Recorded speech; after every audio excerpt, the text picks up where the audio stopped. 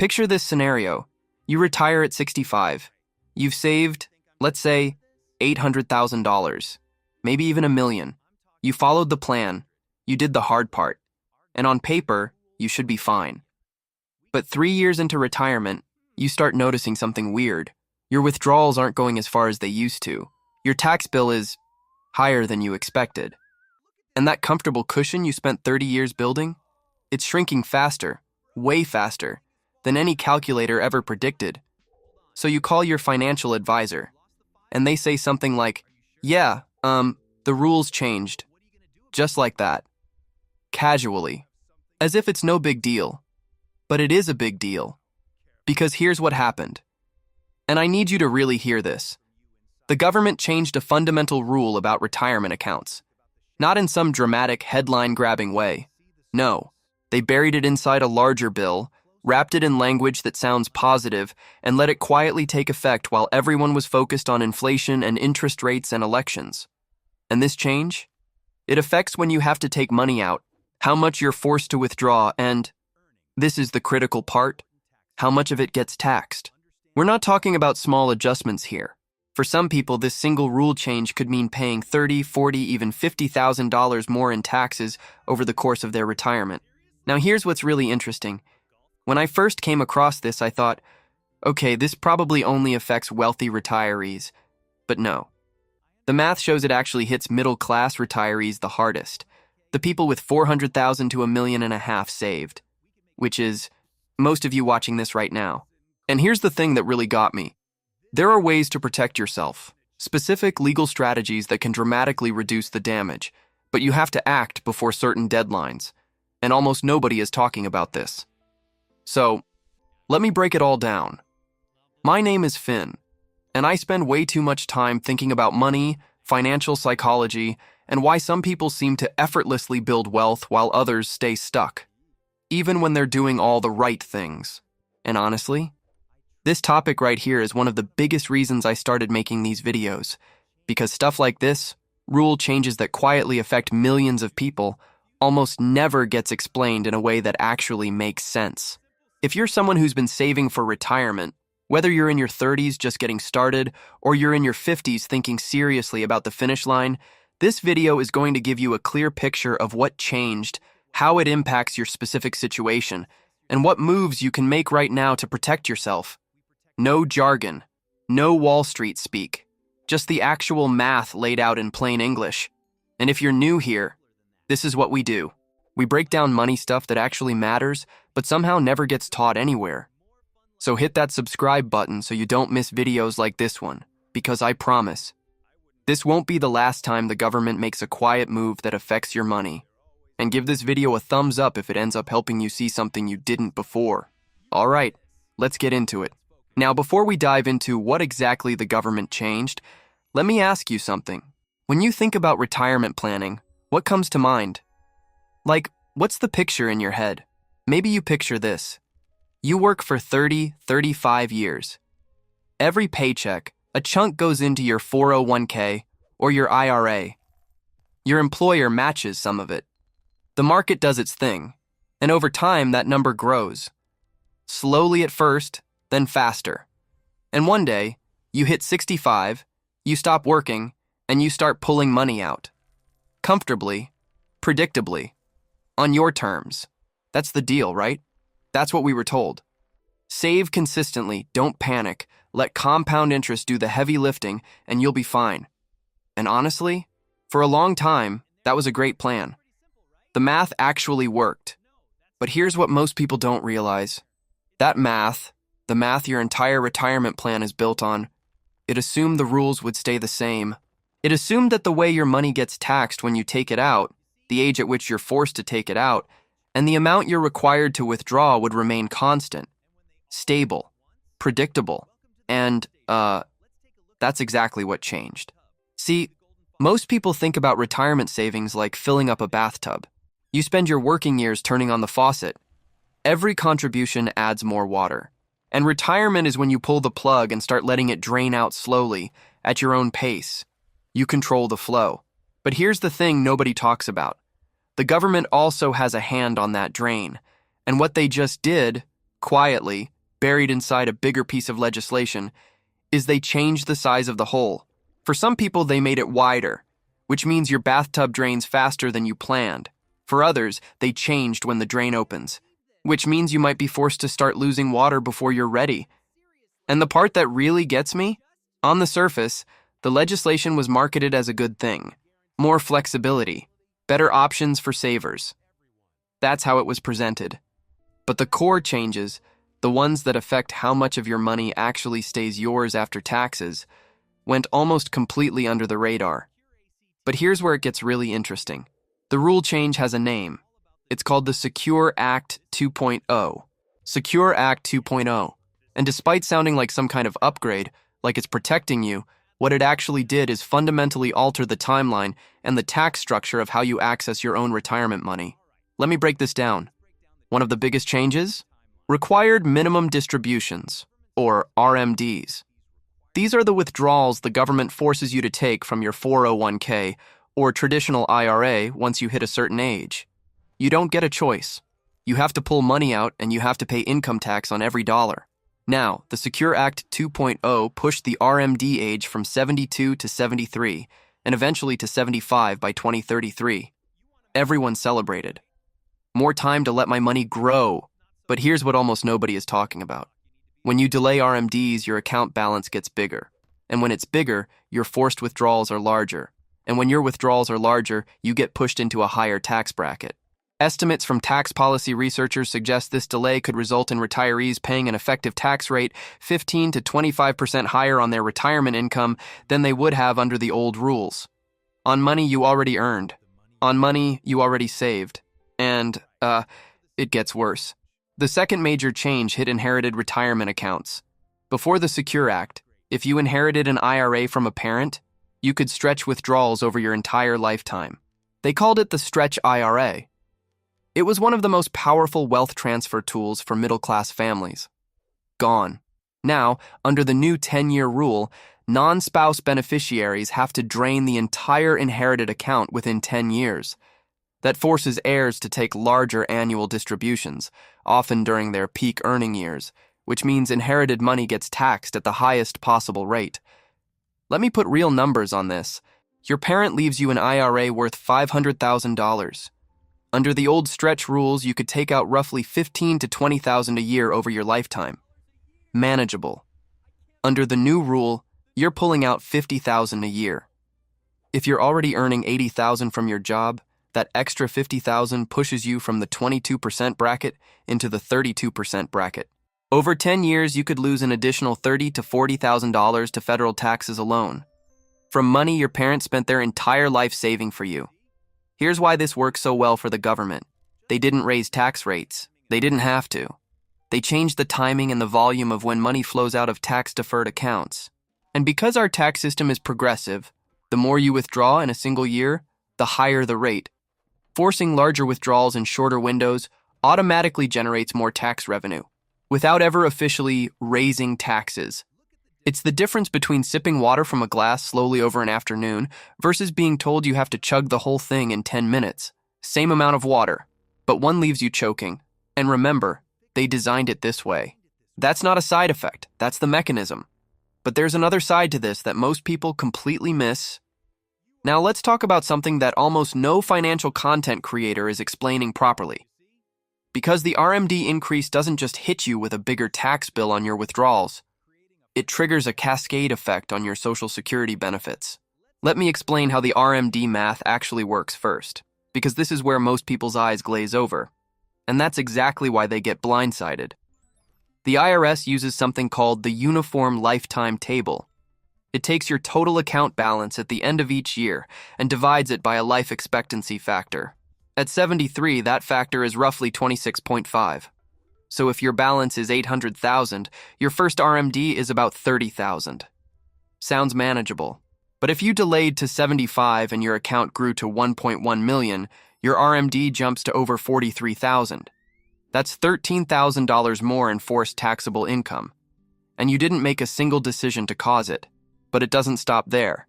Most people have no idea this connection exists. Your Social Security benefits can be taxed, up to 85% of them, depending on your combined income. And your combined income includes your RMDs. Every dollar of required withdrawal gets added to that calculation. The threshold for Social Security taxation starts at just $25,000 for single filers. If you're collecting $22,000 in Social Security and your RMD forces another $45,000 into your income, you've blown past that threshold. Now, up to 85% of your Social Security, money you paid into your entire working life, is taxed as regular income. Currently, roughly 56% of Social Security recipients pay federal taxes on their benefits, according to the Social Security Administration. But that number is projected to climb towards 70% within the next decade, largely because larger RMDs are pushing more retirees over those thresholds. And here's the kicker. Those thresholds haven't been adjusted for inflation since 1993. Think about what a dollar was worth then. So the government changed the rules to make your RMDs bigger, and those bigger RMDs make your Social Security taxable. It's not two separate problems. It's one system feeding the other. And the people who save the most responsibly get hit the hardest. Let me give you a quick example so this really clicks. A married couple collecting $38,000 in Social Security with RMDs of $45,000. Their combined income is about $83,000. Under the current formula, roughly $32,000 of their Social Security becomes taxable. That's an extra $5,000 to $8,000 in taxes on income they thought was theirs. They worked for it, paid into it for 40 years. And now a chunk goes right back because their RMD pushed them over a line they didn't even know existed. But this isn't even the full picture, because there's a way to sidestep almost all of it. Here's where the math starts working in your favor, if you know what to look for. Everything we've talked about, the RMD tax bomb, Social Security getting taxed, all of it, is triggered by money sitting in tax-deferred accounts. Traditional 401ks, traditional IRAs. The money goes in tax-free, grows tax-free, and then the government collects on the back end. And as we just saw, they've rigged the back end to collect more. But there's a type of account that completely sidesteps all of it. Roth accounts. Money in Roth accounts has already been taxed. Withdrawals are tax-free.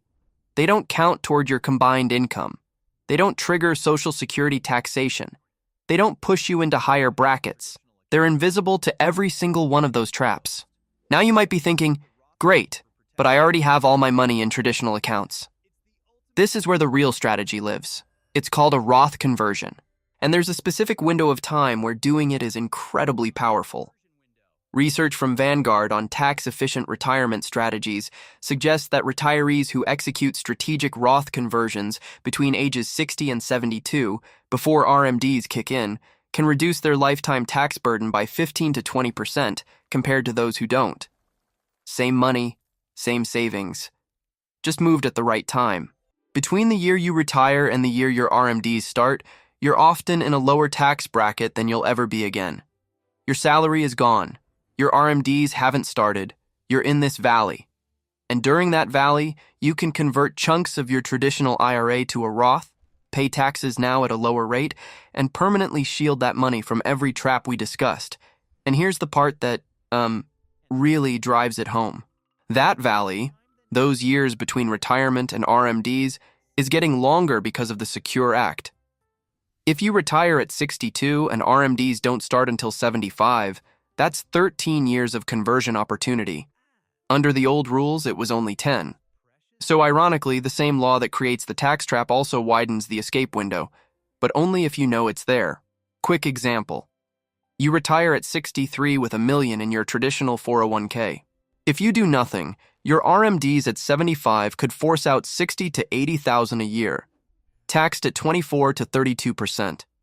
But if you convert $100,000 per year between 63 and 72, you pay taxes at 22%, and by the time RMDs hit, your traditional balance is dramatically smaller.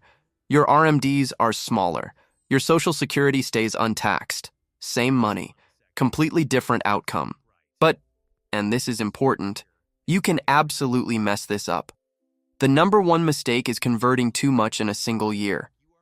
When you convert from a traditional IRA to a Roth, that amount counts as taxable income for that year.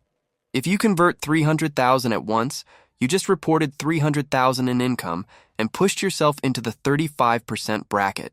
You might have even triggered Medicare surcharges for the next 2 years because Medicare looks at your income from 2 years prior. I've seen people try to escape the RMD tax trap and accidentally create a bigger tax event by doing the conversion wrong. The right approach is what planners call bracket filling. You look at where your current income puts you in the tax brackets and convert just enough to fill your current bracket without spilling into the next one.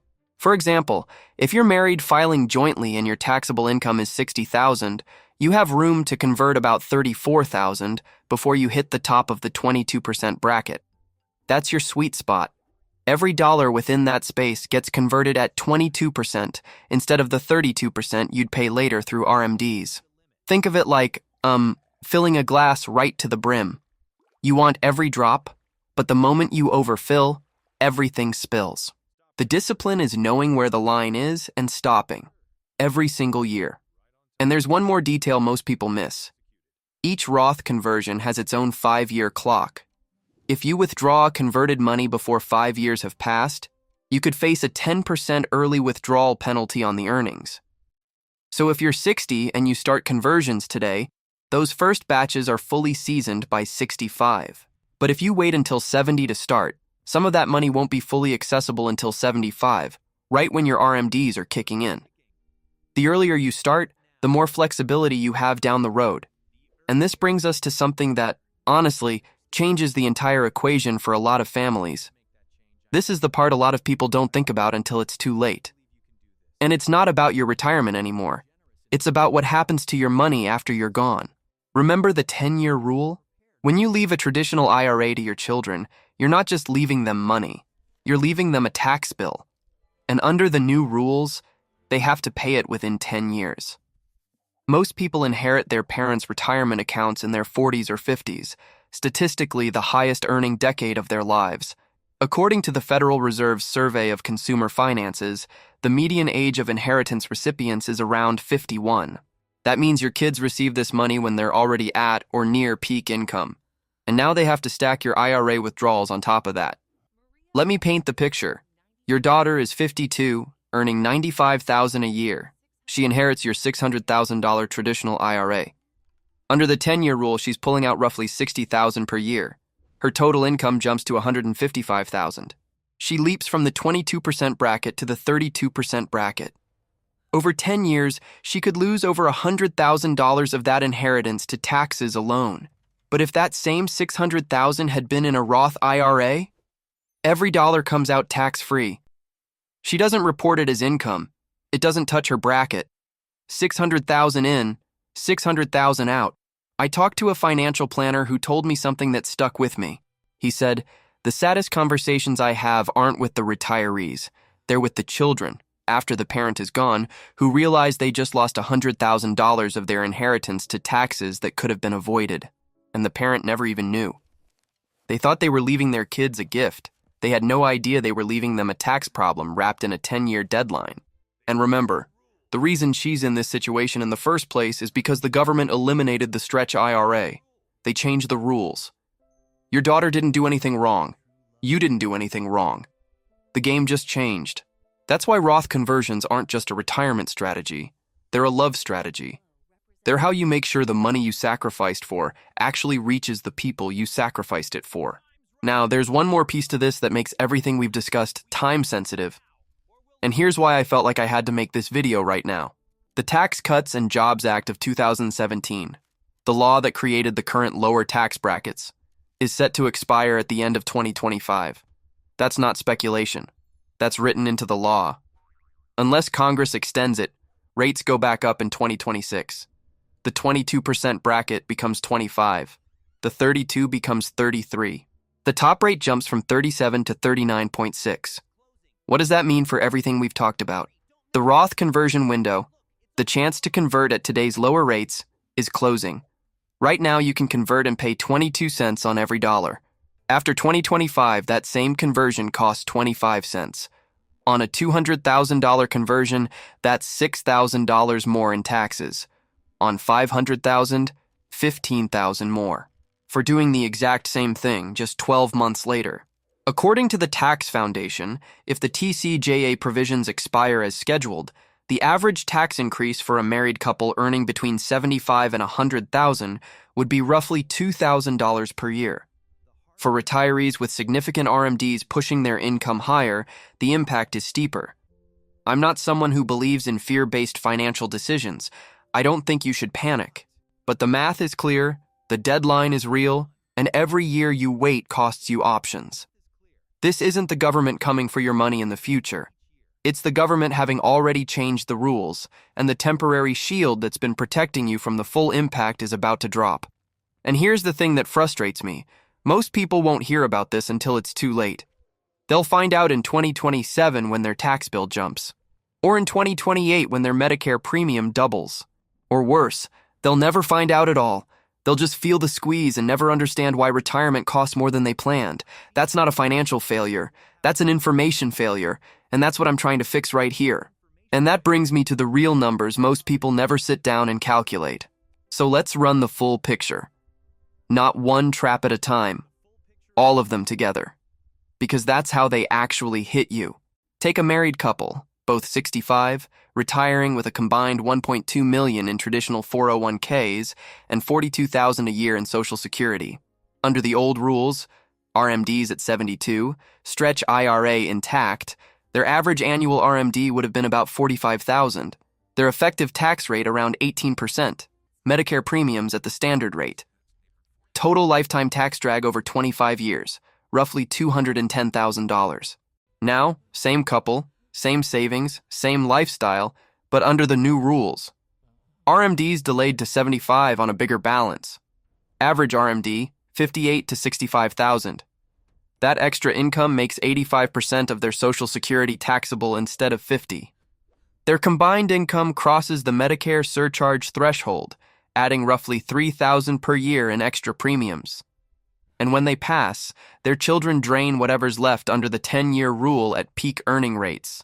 New total lifetime tax drag, somewhere between $310,000 and $360,000, $100,000 to $150,000 more in taxes, not because they made bad decisions, because the government moved the walls while they were sleeping inside the room.